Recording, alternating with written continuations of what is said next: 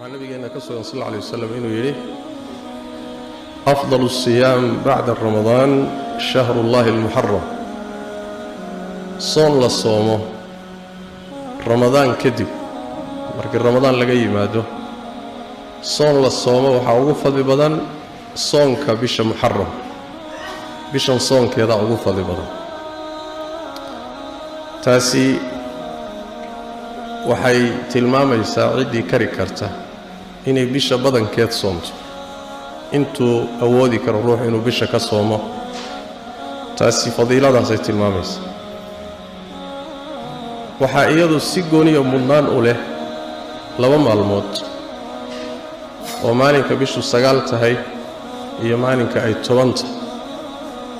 maalinka ay 10 tahay waa yawm Ashura nabigeena ka hor salawaatu rabbi wa salaamu alayhi intaan la soo saarin jahiliyadii carabtu way soomi jireen nabiguna sallallahu alayhi wasallam magaalada Madiina markuu yimid isagoo soo hijrooday wuxuu u yimid qoysaskii yahuud ee magaalada Madiina deganaa oo soomaya maalinkaas markaasuu weydiiyay maxaad u soomaysaa waxay yiraahdeen waa maalinkii Ilaahay Nabi Muuse badbaadiyay Fircawn halaagay saas daraadeed baan u soomaynaa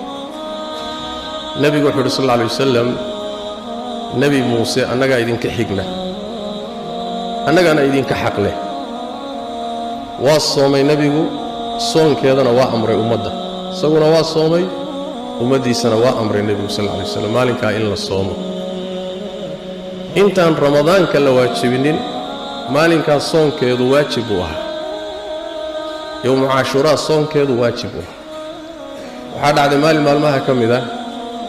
markuu waagu bariyay kadib inuu nabigu sallallahu alayhi wasallam ogeysiis bixiyay oo uu yiri ninkii aan wax cuninow maanta soon waa Ashura ninkii wax cunayowna maalinka inta ku laaban soomano oo afhayso yani cunto damba ha cuni waxaadiista ay ka qaadanayaan inay waajib ahayd ramadaanka hor ramadaan markii la waajibiyay kadib waxay soonkeedu noqotay sunno noqday waajibnimadii baa laga soo dejiyay wuxuu noqday sunno cidii rabtana soomi cidii rabtana ay iska dayn karto waxa nabigeena sallallahu alayhi wasallam ka sugan marka maalinkaas yahuudu soomi jirtay isaguna soomay ummadana amray gadaal dambe nabigu sallallahu alayhi wasallam waxa uu yiri sanadka uu dhiman doono wax yar ko dhimashadiisa wax yar ka hor la in baqiitu ila qaabilin la asuumanna taasi'a ibn sallallahu alayhi wasallam hadaan gaadho sanadka soo socda waxaan soomi doonaa sagaalaadka bimaana maalinkii tobnaad